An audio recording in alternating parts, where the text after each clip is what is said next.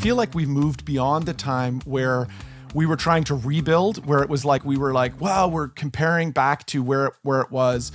And we just want to get back to that. And I really do want to encourage leaders that we need to move beyond that and just get back to building. Like, we just need to get back to reaching people in our community, seeing the people that are in front of us today, serving them, caring for them, helping them, in this case, helping them reach out to their friends and family, motivating them, rather than trying to beg people to come back to our services.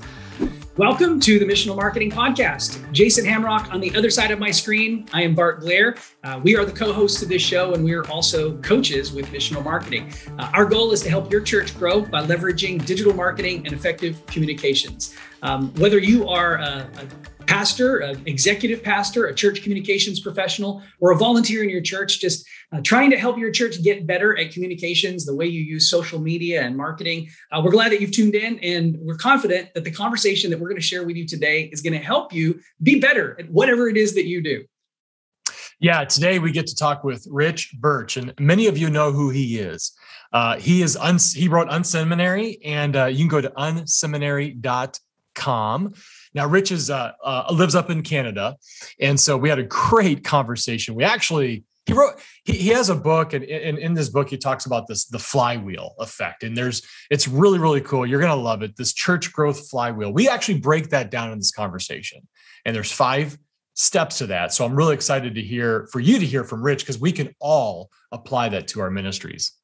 The truth is, Rich is a much more experienced and a much better podcaster than we are, because he's been doing this for years. I think he says he has over 600 episodes of the Unseminary podcast. So if you haven't tuned in, make sure that you do, and like his podcast and subscribe to his podcast, but also subscribe to our podcast too. If you're not subscribing to this podcast, we don't want you to miss an episode. So wherever you consume the content, whether it's on YouTube or your favorite podcasting app, please make sure that you subscribe and leave us a rating or a review. I'm really privileged to have another beautiful bald man on the podcast. Here's our interview with Rich Birch. Well, Jason and I are so excited today to have the mastermind of Unseminary on the podcast with us today. Rich Birch, thanks so much for joining us today. Hey, I'm so glad I'm here. I'm super excited to be with you guys. I feel like I finally made it. I can tell my mom I've made it. I'm here on this podcast. I've reached the peak. It's all downhill from here. So glad to be here today. Congratulations. This conversation might all be downhill from here, but that has nothing to do with you. Probably a lot more to do with us. Hey, you know what? I have been listening to your podcast for years and years. Met you in person for like 30 seconds a few years ago. Had an opportunity to chat with you here. You've been in my AirPods as long as AirPods have existed. So I feel like I know you. I know a lot of your story, but I'm sure that some of the folks that are listening to our podcast or watching on the YouTube channel, maybe they're not familiar with Rich Birch. So why don't you share a little bit of your story with us and how you ended up doing what you're doing today in ministry? Oh, thanks so much. Well, I love church leaders. I love the church. I love the local church. I'm really stuck on that. I feel like something happened to me developmentally where I was like, that's the thing I'm super interested in. So been in ministry for 2.5 decades, heading on 3 decades, which is crazy to say that. And have really been in that second seat. That's where I've spent most of my time all my time has been in that kind of executive pastor seat in the church world, in really 3 different churches that I didn't really, as I was living all of that history, I didn't really realize how unique that was. We started, all the 3 churches started under 1,000, and we ended up growing, 2 of the 3 ended up growing to multiple thousands, 3, 4, 5,000 people. And through that whole process, it was just lived life, but have really wanted to share that passion with other people. It really goes back to my early days. It's called Unseminary, stuff we wish they taught in seminary. Frankly, because I've noticed over the years that there are the things that seem to stick churches, the things that slow us down or restrict our mission. It's like we're not talking about these things in seminary. We don't train us on these things. And so for years we've been gathering up them as blog posts, or we've done almost 600. We're closing in on 600 podcast episodes. And so I just love it. I could talk to church leaders all day long, but really it comes from a heart of wanting to share best practices, particularly around how do we reach more people. That's, I would say, the heartbeat behind it all is I'm concerned that under all of our collective leadership, the kind of degradation, the erosion of the church, I want to do anything I can to kind of push back against that. And if it's simple stuff that we can share and be helpful, that's even better. So that's a little bit of who I am. Wow. Okay. So you, all these, I love this thing because you spent so many years working in a church. Yes. And now you get to work for churches. Yeah, absolutely. And absolutely. we're kind of in the same cut because that's what we got to do. And so talk to me a little bit, because I love this stuff. Talk to me about the church growth flywheel, how that happened, what is it? And if you're listening to this podcast, tune in right now. Nice. So yeah, a number of years ago, I wrote a book called The Church Growth Flywheel, and then we released an online course about it. And, originally, to be honest, letting you in on a little insider secret, I was going to call it How to Have a Bigger Church in 1,000 Days. But no one would buy a book like that. No one wants to wait 1,000 days. But really, why the idea of a flywheel? When I was a kid, around the corner from my house was one of those, we called it a merry-go-round. I don't know what it's called different things in different parts of the country. It's one of those large metal discs with handles on it. And you put one foot on the disc and the other one on the ground and you push it around. Yeah. And that get first push, you get dizzy. You start that first push, you got to push real hard. But then the second push is a little less and a little less. And what happens is you go from pushing hard to eventually hardly pushing and then eventually holding on for dear life. And I found that really church growth was like that. The front end of it, it's a ton of work. And so a part of what we talk about in the church growth flywheel is it's really repeating processes over and over and over. It's leveraging the fact that Sunday's always coming or the weekend's always coming. There's going to be another Easter. There's going to be another Christmas. There's another Mother's Day coming. How do we leverage all of those things to really attack one idea, which is, at the end of the day, the difference between growing churches and stagnant churches is growing churches cultivate an invitable culture. They cultivate their people's ability to invite their friends and family to be a part of the church. And so it really is looking at a number of different strategies around that. How do we help churches become more invitable? How do we, give them the right resources, motivation, training to keep in front of them? That's really what it's all about. But it really gets at this idea of, hey, it's going to be hard work. At the beginning, it's not easy. You got to spend a lot of time, effort, and energy. But if we can apply focus over an extended period of time, man, just some amazing things can happen in the life of our church over a 2-3 year period. Okay, so I want to lean into this. We're obviously kind of coming out of COVID, but we all kind of knew stuff pre-COVID, and I think this is when you came out with this. The flywheel was 2018. So pre-COVID, COVID. Next 3 years, what's that look like? What have you learned? What do you think is, trends that you are seeing, good, bad, or ugly? Yeah, great question. I do think we have moved beyond it. I don't know if you're seeing this with your clients, but I feel like we've moved beyond the time where we were trying to rebuild, where it was like, we were like, wow, we're comparing back to where it was. And we just want to get back to that. And I really do want to encourage leaders that we need to move beyond that and just get back to building. Like, we just need to get back to reaching people in our community, seeing the people that are in front of us today, serving them, caring for them, helping them, in this case, helping them reach out to their friends and family, motivating them, rather than trying to beg people to come back to our services. But there are a number of things. One of the things, there's 5 different areas we talk about in the book. And there are 2 areas that I think in particular are probably more pressing today than they were a couple of years ago, 2-3 years ago. The first one would be this whole area of how we talk about our weekend service teaching. So we talk about series rollouts in the book. We talk about how we promote series, and I know that not every church does series. I get that, but however you talk about messages, what you talk about on a Sunday to your people. So there's a study done a number of years ago by Gallup that 71%, they went out and talked with people. Why do you attend church? And they found that 71% of people attend church for the teaching. They attend for what people are saying on the weekend.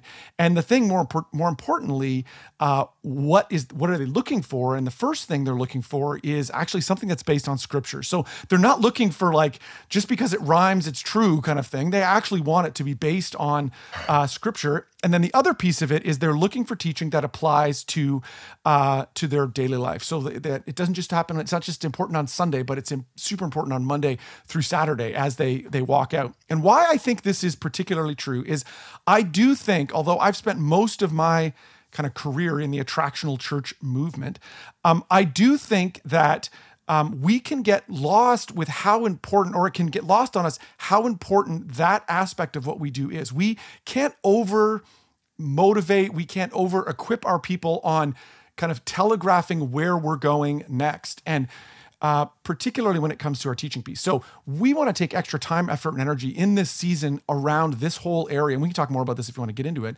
But we can't overstate this. People come because of the teaching.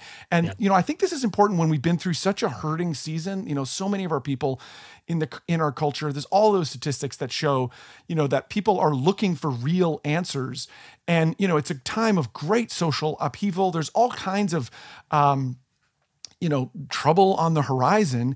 And I think some of it actually echoes back to maybe the 60s and 70s, where really the Jesus People movement came out of. There was this arguably the greatest kind of revival in recent history, came out of a very similar time, but it was about something. It was about Jesus. It was about the difference he can make in their lives. And so we can't overstate, and I think this is particularly true in this season, we can't overstate how important it is for us to help our people both know what's coming up next and why that's important to their friends and how they can invite their friends. All of those pieces are so critically important in this season for sure. Wow. I was going to say, I think one of the things that I appreciate about the whole series rollout concept is that it creates on-ramps, right? The goal here is to create natural and easy on-ramps for people who are not yet connected to your church to find a way in at a logical time. And, I've worked with pastors in churches that, a pastor who will do 3 series in a year because he's going to spend, 4 months in the book of Philippians. And that's okay. There's nothing wrong with that.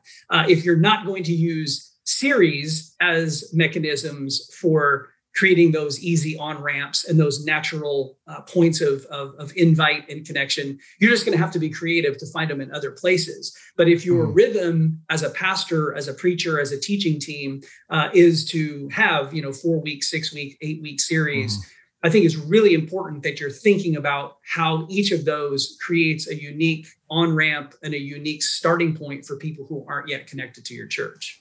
That's so true. And although we talk about series in the book and all that, because I do think there's a good best practice there. And particularly when you look at the fastest growing churches, there's definitely a trend there towards people, kind of organizing their teaching around series. Not exclusively, but there is a lot of them that do that.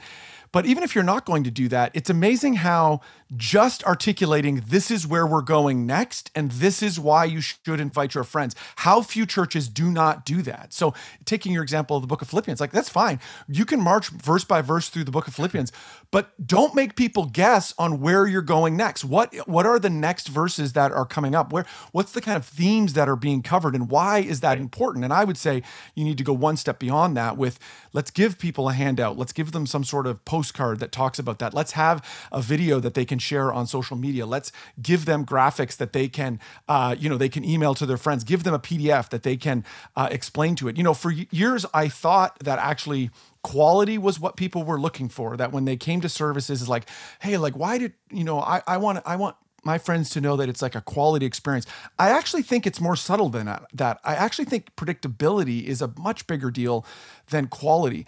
When you think about the actual transaction of I'm inviting a friend, if I invite you, Bart, to come to my church and I describe this is what happens at my church. You show up and there's a great band and it's a 5-piece band normally, something like that. It's a rock and roll band. It's fantastic. They have good music and then a teacher gets up and they're, maybe 25 minutes and it's always on something that applies to my life. So I describe that to you, Bart, my unchurched friend, and you come to that. Now, the day you show up at my church, let's say there's a full orchestra. There's which is arguably better music. It's actually way higher quality. You've got 50-piece orchestra on the stage and it's not my normal teacher. It's insert whoever the best teacher is, whoever you think that is. It's like this incredible person. What happens in the relationship between me and you as I invite you? There's my unchurched friend says like, what? Wait a second. Like, you're going to say to me, like, you don't even know what's happening at your own church. There's going to be a disconnect there. So a part of it is actually just articulating forward. This is exactly what your people can expect. This is why, and I'm talking too much, but this is why I think one of the mechanics behind why Christmas and Easter are such easy times for people to invite their friends. Because why? We know exactly what the preacher's going to preach on. We know exactly the message, what's going to happen on that day. We even know the songs. We have a good sense of what's happening on that. I'm just saying we need to have more of that kind of predictability throughout the entire year. This was important pre-COVID, but it's so important now. Going back to what you just said, if you're going to invite Bart, so yeah. Because that trust was actually broken between you and your church, you're not going to invite anybody else. Absolutely. Yes. Yeah. Absolutely. This is absolutely the issue. And so this is why, again, I think predictability, it's like, it's forecasting ahead. This is what we're doing as a church. And series do make it easy. Hey, for the next 4 weeks, we're going to talk about relationships. And, if you know anyone who's in a relationship, you should invite them, which is everybody, right? Everybody. So that's like an easy thing to do. But it doesn't take much to kind of think about other ways that you could articulate forward. And a part of what, the kind of point of the book and the course is what you need to do is stop thinking every time you come up against, like in this case, series or whatever you're talking about next, stop thinking about what you're going to do and just do it every time. So I rattle off a few examples. An invite card. I still love invite cards. I know I'm going to die on that hill as a person. I think actually in an increasingly digital world, physical assets are actually worth more. Yeah, I think there's, so what I'm saying is you come into a new series, it's like we always make an invite card. We always make a video. We always have the pastor does a selfie. And these could be 5 or 6 different things you do every single time. Let's decide on what those things are up front and then do them. And the kind of point of it is do them for the next 3 years and see what happens. Let's keep on top of being predictable, always casting it in the what's in it for me, for my guests, the friends who I'm inviting, always thinking about it from their perspective, not from ours. We're not, it's not exciting that we're talking about the book of Romans. It's the book of Romans is important because of these 3 things going on in your friends and family's lives. These things are happening there. That's why they should come and hear us talk about the book of Romans. Well, a couple of thoughts on that. To me, first of all, you have to condition your congregation. So there's nothing wrong doing handouts on Easter and Christmas. But what about they're not going to remember. You got to do it all the time. So you're training your people, right? And then I'm always telling churches, especially pastors, stop overthinking it. You come up with a sermon series called Uncharted. Yeah. What are you talking about? How about just the felt need of how to deal with fear? Now I know what to invite my friend to if I know somebody who's dealing with that, or maybe it's grief or whatever it might be. But we come up with, we sort of church, we try to get too cute and creative, I think sometimes to our own demise, because it doesn't allow us to bridge the gap for the congregation to invite that friend with that card, which I'm absolutely I'm such a fan of church comms people. I know there's a few of them listening in today, and have overseen a lot of church comms people. And it's like, you're professionals in this area. I feel like I play one on TV, but I've said this so many times to church comms people. Our goal is to be clear, not clever. Our goal is to be clear, not clever. We do not want to wow people with, wow, things are so amazingly clever. No. People have 4 seconds to think about what we do, and we've got to narrow it down. We've got to dumb it down. A good friend of mine, Tim Lucas, the lead pastor at Liquid Church in New Jersey, worked out with for years. He talks about we've got to put the cookies on the bottom shelf. We have got to make the main thing the biggest thing that we're talking about. We don't want to make people think. And this was true 10 years ago. It is even more true now with the decreased amount of bandwidth that people have to pay attention to stuff. They are, we're so oversaturated, so over-messaged, so many Facebook ads coming my way. It has to be so clear. Again, not clever. When we venture into the realm of clever, man, it blunts our effectiveness for sure. Yeah. It makes me think of, I'm just going to call him out because he deserves to be called out. Ed Young Jr. did a sermon series years ago called Cantaloupe. To this day, I can't tell you what the sermon series was about. Yes. But I do remember having a big pile of cantaloupes on the stage in the church service. Cantaloupe. Yeah, and some of that, and I know you guys relate. You guys relate to this from an SEO point of view. I know that's a part of the kind of service that you provide. But like, man, there's real power in using some of those words that people actually use in real life. If you can make content that pushes in that direction, again, this is your area, not mine, man, that just translates into long-term. That's like an asset that your church has. That's like a tent pole that, like, when someone searches, hey, I'm, looking for help with divorce. I'm thinking about leaving my wife. Wow. Like if you actually use that kind of language, man, you'd start to see people who would be interested in what you had to say. Right. And it goes all through that funnel that we're talking about to try to get them to engage. Hi, Bart Blair here. I'm the producer of Missional Marketing's Church Growth Interviews podcast. On behalf of our entire team, we really appreciate you tuning in. Let me ask you a question. If you're a church leader or a church communications professional, do you know how Google sees your church website? In other words, if people in your community were to Google churches near me or best church in my city or good church nearby, do you know where your church website would show up in those search results? At the top maybe, or somewhere in the middle, or somewhere on page 4? There's a common misunderstanding that if we simply build a great website and we launch it, that Google will somehow work its magic and people will find us online. But there's a bit more art and science to making sure that your church website shows up in the top of those search results. And that science is called local SEO, or local search engine optimization.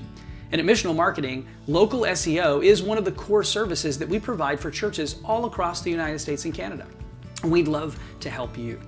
If you'd like to learn more, click to our website at missionalmarketing.com and follow the link at the top of the page that says Church SEO.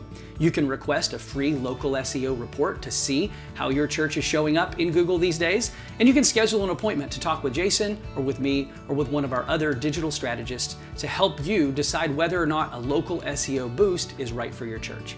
Hey, again, we appreciate you tuning into our podcast, and we look forward to the opportunity to serving you in your church and reaching more people for Jesus. Now, back to the show. I love your 5 points, and I'm looking at them here on my screen about churches that do things. And to me, because church, we're so busy every week, we got the big show to put on, and then there's bigger shows every now and then. And I think during the softer seasons or those gaps where you got to be able to create things that are reproducible, and that allows us to get that flywheel going. You gotta, if you start pushing, and you imagine if you had to stop and to push again, and then push again, you're never going to get anywhere. No, absolutely. So how do people get ahead? Great question. Yeah, we do. So yeah, absolutely. You're hitting on one of the core ideas that I think we have to keep coming back to. And again, I think people in our world, in the church world, we joke about it. We're like, oh my goodness, Sunday is always coming, right? Like the weekend is always coming. It's relentless. And so what I'm saying is, friends, let's use that for us. Like, let's not, instead of fighting that trend, let's say, what are the things that we're going to do? What do we do every week? What do we do every month? What do we do every quarter? What do we do every year? Like, let's pick those ahead of time and say, we're not going to debate whether we're doing them, because there's a lot of sideways energy at that point where we're like, should we do it this time? Let's just keep on top of it, time in, time out. And you'd be amazed actually how much you can give to it. I'll give you an example. One of the areas, I'd said there's 2 areas that I think particularly post-pandemic or whatever we're in, mid-pandemic, I don't know what season we're in. Who knows where we are. The other area that I touch on kind of as a 5th piece is this whole idea of internal communication. And one of the things, it really comes out of talking with leaders from fast-growing churches. And most of this book is about the front door, right? It's really about how do we create, bigger front doors. And I'm like unabashedly a front door guy. I'm happy to talk about that all day long. I'm super interested in those things. But there is a false dichotomy in the leaders' minds who lead the fastest growing churches, where they see the front door and the back door are very closely connected. There's not a we're just all about the back door. We're just all about assimilation. We're just all about guests. they would say, no, we're about both of those things. We're hoping that there's a bunch of people coming in through the front door that are new. And at the same time, we're hoping that people will get connected. So the other area that I do think that we have to spend time on, and it gets back to this repeating thing, is, and this is just purely intuitive in talking with a lot of leaders, I keep hearing stuff like this. Hey, Rich, pre-pandemic, we used to do a monthly class for new people. And, we would have people sign up for that new people class. And you know what? 8 out of 10 people who signed up for that class would actually show up to that class. But now it's like 6 out of 10 show up. And this is funnel math, that at every one of those steps, if you lose people out of your funnel, man, you become way and way less effective through the whole thing. And I do think in this season, another area that we've been coaching people on is we've got to think more about how we get more aggressive on actually connecting with people in a deep way as they walk through our processes, from I'm a first-time guest to like I come to whatever that class is, and I'll ultimately end up in teams and groups. Whatever we used to do pre-pandemic is not cutting it from a aggressiveness on our side. It's not not from an intentionality on our side. We've got to do more to keep in front of them. There has been a shift on people's social expectations, or maybe it's a shift on their ability to kind of throw off social norms, and are like, whatever, I'm not really interested anyways.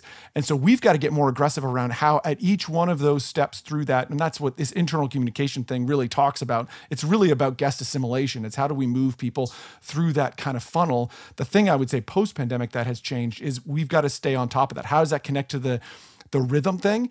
Is oftentimes we look at, I think as church leaders, we are excited by big rooms filled with lots of people, but actually assimilation is about how do we help people one step at a time, almost on a hand, it's like a hand-to-hand combat sort of way. What are we doing to get in front of them and provide traction in a way that is maybe more aggressive on our side? Like maybe it actually costs us more from a time, effort, energy, passion point of view to connect with folks now than it did before. But we've got to do it week in, week out, because you know what? If we can connect even in a reasonable sized church, if you could connect with 8 guests a week, 5 guests a week, 2 guests, whatever the number is, man, you do that over 2 or 3 years, you're going to see real impact. You're going to see real connection with folks. So we can dig more into that. But I do think that in this season particularly, and like I'll give you another example. There was a church I was talking to 6 weeks ago.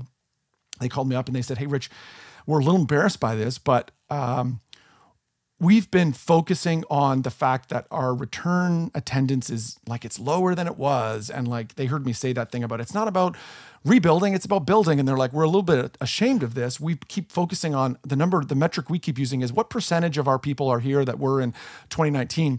And then we got looking and we realized we've had 1,200 first-time guests come to our church in the last 4 months.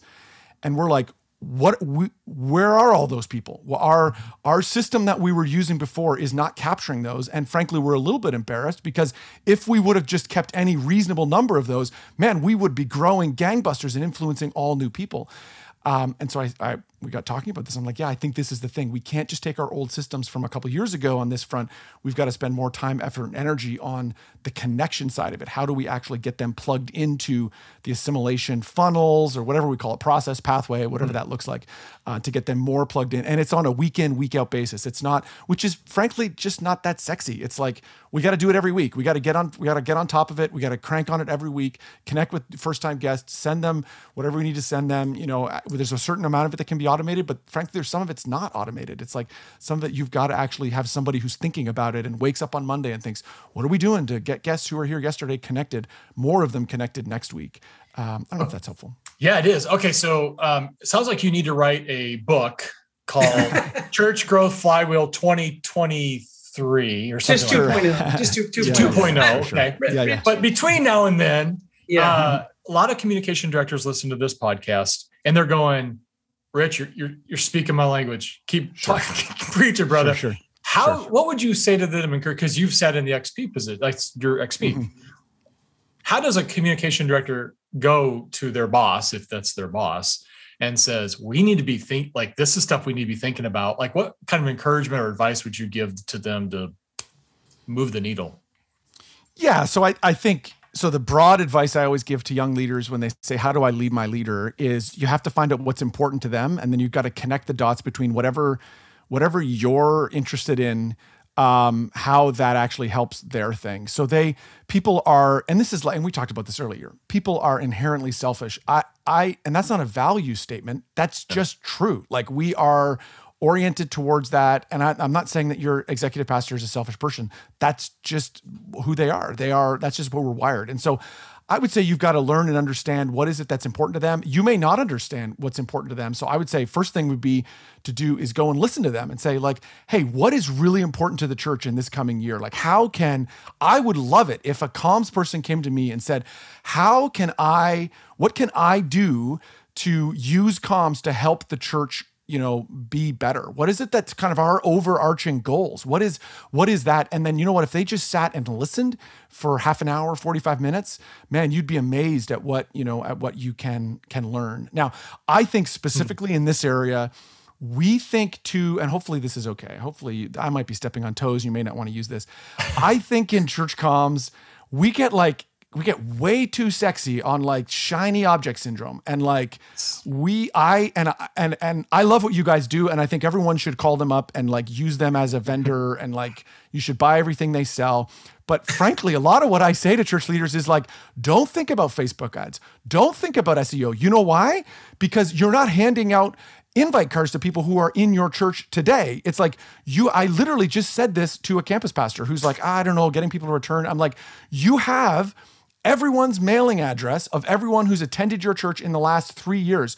Instead of trying to come up with some like fancy Facebook ad, what if you like sent a piece of lumpy mail to their house? Like, what if you motivated people to, like, there's that great person in your church that makes incredible cookies. What if you went to them and said, what we're going to do is I want you to make 15 dozen cookies every single week, and we're going to find people in the church who are going to go and deliver those dozen cookies to every week for the next 10 weeks. That's 150 families that we're going to, to do that for. I can almost guarantee you that's going to get better return than not what you guys do, but what if I was to try to do some sort of Facebook ads on my own? It's we get attracted to sexy stuff. Yeah, but Rich, you are. So I just want to clarify one thing. And Jason does this, and I do this. Every single time we sit down with the church and we start entertaining the prospect of them spending their money on digital ads, digital marketing, SEO. Right. And some churches have lots and lots of money that they can spend in these areas. The first thing that we remind them is that you can spend all of this money, but the most important or the most effective marketing tool that you have in your church sits in the chairs every Sunday morning.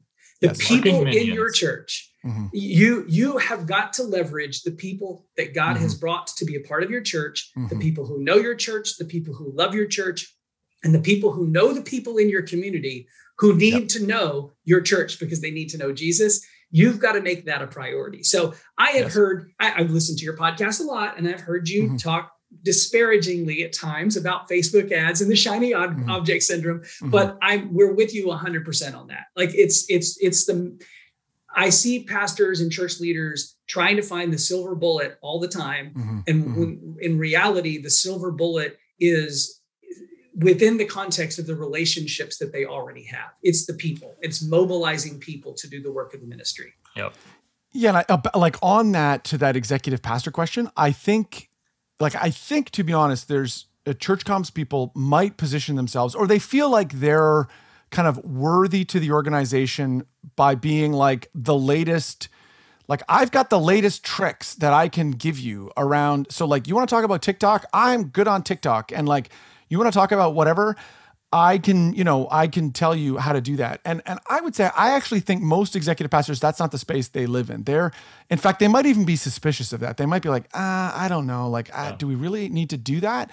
As opposed to saying like, hey, again, I think it gets back to what's actually important to you, and say, let's understand the goals of the church. And then how do we bring all these tools to bear on those people? I also do think there's an insidious thing, which again, you may not use this, but that's fine. I think there's an insidious part of it where we think that if I can sit behind a computer, make decisions, and that somehow that will translate to people arriving at our church.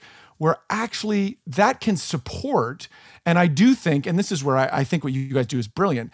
I think for a church that actually is cultivating an invitable culture, that they are actually cultivating the kind of place where people who don't normally attend church will come, then man, that is like what you guys do.